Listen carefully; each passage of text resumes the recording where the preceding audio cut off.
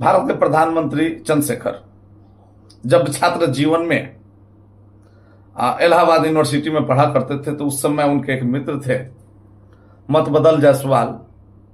वो उसी यूनिवर्सिटी से पीएचडी कर रहे थे और एक इंटरव्यू के लिए उनको जयपुर जाना था। तो जयपुर जाना और ठहरने की व्यवस्था जो करनी थी वो चंद्रशेखर को करनी थी। गए वहां पे होटल पे ठहरे, मतबदल जायसवाल इंटरव्यू देने चले गए।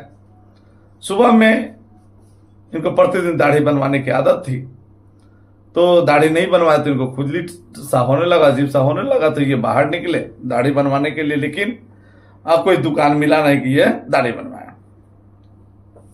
तो उस दिन ये लौटा, दूसरे दिन फिर गए तो देखे कि ईंट पर बैठ करके सड़क के किनारे दाढ़ी बना रहा है। लेकिन इनकी उतनी समझ थी कि कहीं भी दाढ़ी नहीं बनवाना चाहिए, जो लोकल दुकान होते हैं हो सकता है उससे आगे चल के परेशानी हो जाए, स्किन डिजीज हो जाए।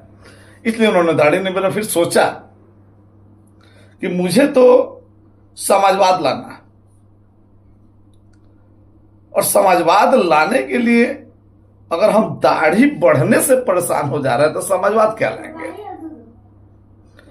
अर्थात हम दाढ़ी से ही परेशान हो जाए तो समाज में परिवर्तन कैसे लाएंगे। यह सोच करके उन्होंने दाढ़ी बनवाना छोड़ दिया।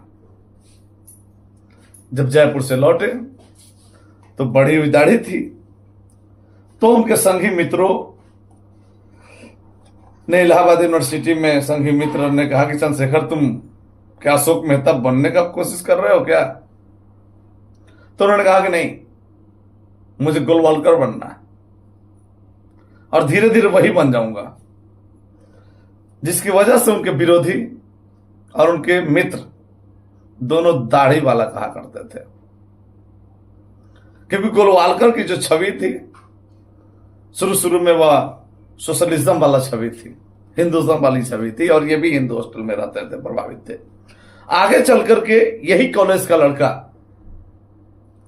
समाजवाद का संरक्षण, एक बहुत बड़ा समाजवादी सोशलिस्ट और समाजवाद का प्रचारक बनता है। सड़क से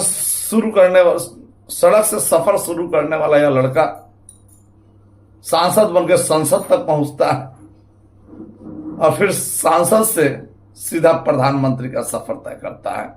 इस बीच में किसी तरह का वह मंत्री पद या सरकारी पद नहीं लेता है। तो ऐसे सामान्य विचारधारा वाले थे, इक्वलिटी को फॉलो करते थे और ज्यादा वीआईपी लाइफ को ये तवज्जो नहीं देते थे।